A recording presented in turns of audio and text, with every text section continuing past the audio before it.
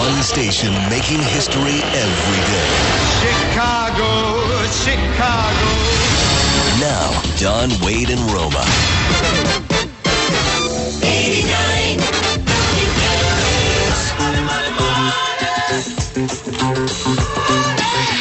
8:07 with Don, Wade, and Roma. Good morning. As the storms roll through Chicago, we're joined by Donald Trump.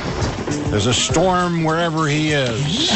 Yeah. He's like a lightning rod atop the Trump we Tower. have storms running through New York also, big ones. We've never had them like this. So, how is my building? Is it holding up well? That is so gorgeous. Isn't it a great building? Oh, it's so gorgeous. Reviews. All right, here's the deal. We want to do the breakfast show from 16 or the Terrace at your hotel, and then some bright, beautiful morning we can be down overlooking the city. We can be in tuxedos and gowns and Anytime things. you want, you let me know, and we're very proud of it. You know, it's the hottest restaurant in Chicago. Everybody's Absolutely. there, and everybody wants to be there. And if you want to be there, that would be great. And it'll be a breakfast kind of a thing. You're right. We just got a great food review, the highest, and people love it. So that's good. I love Chicago. All right. So we'll We work out. squandered a lot of money there. Well, Aren't you glad? No, but if you ever wanted to do a show there, you just let me know. Okay. How's the Scottish golf resort going? That's been great. I opened it last week, and it's been something special. And it's, they're the largest dunes anywhere in the world. That's why I did it. I needed this like a hole in the head. And it was just, a piece of land that was so good, 4 miles on the North Sea, and the largest dunes anywhere in the world, called the Great Dunes of Scotland. And it was not an easy process, the zoning and the environmental approvals and everything, but we got them all, and we got it built, and it opened a week ago, and it's been a big success. Do you wear your Scottish attire when you're out there? Right, MacLeod. My mother actually was Scottish, and that's one of the reasons I wanted to do one in Scotland. That's why money clings to you, isn't it? Excuse me? That's why money clings to you. Well, that's sort of interesting. I don't know. But it really, that's right. The Scottish have that sort of penchant for keeping every penny. Yes, All right, they I do. want to ask you some political stuff. They're after Mitt Romney to release every year of his tax returns since he was delivering newspapers on a bicycle, I guess. You're wondering why the president doesn't release his college transcripts. Am I right? Well, I've said that and other things. Even as an example, there are many things in Chicago that haven't been released, passport records, et cetera, et cetera. So, if they want to play the game, you have to play it two ways. I think Mitt Romney really, I think that cry for his tax returns now has gone down a lot since people said, okay, we'll give tax returns, but you have to release your college transcripts and applications. You have to release other things, including your passport records. And all of a sudden, it's an amazing phenomenon how that clamoring for the tax returns has come down. But I don't hear too much about the tax returns over the last few days. Of course, the last few days have been covered largely by this maniac in Colorado. Absolutely true. But I noticed in the USA Today Gallup poll this morning, they have Romney scoring a significant advantage over the president when it comes to managing the economy and reducing the federal deficit and creating jobs by more than 2 to 1, 63% to 29%. Wow, that's Isn't a that big number. extraordinary? That's a very big number. Well, the polls are very close, but it looks like Romney's actually inching ahead for the first time. And look, the economy is very bad. It's doing terribly. And when you look at what's happening, I mean, history has proven that presidents don't get elected when they've been in office and the economy's not good. So we'll see what happens. But I think it's going to be a very close election, but the economy certainly is not very good. Would you consider being vice president if Mitt Romney chose you? Well, I don't think he'll choose me, and I don't know that it's necessarily the best position for me, but I would do anything good for the country. But certainly I think I've been a big help to him. I've been a great support to him.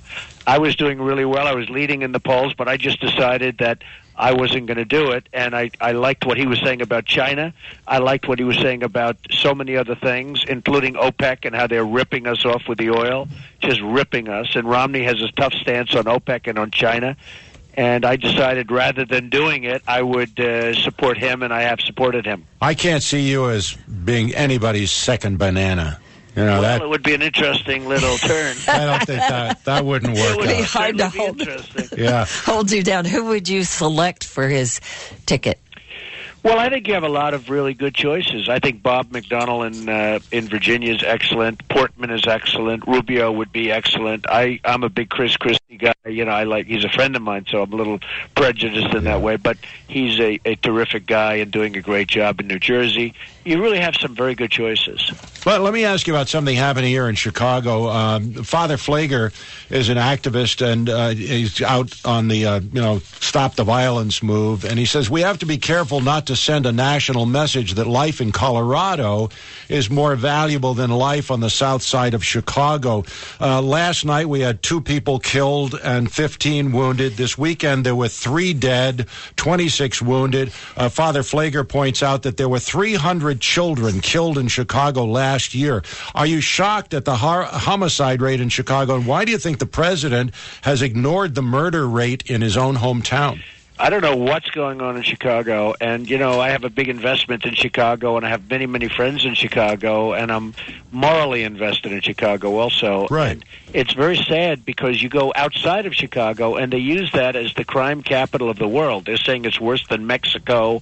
They're saying, you hear all about Mexico and the drug cartels, and yet they say it's worse. They actually say it's the most unsafe place on earth, worse than Afghanistan. And I heard that the other day, and I'm saying, what is going on in Chicago? Now, I don't see it where we're located, but boy, it must be terrible. So as far as the father is concerned, I think he's got a point.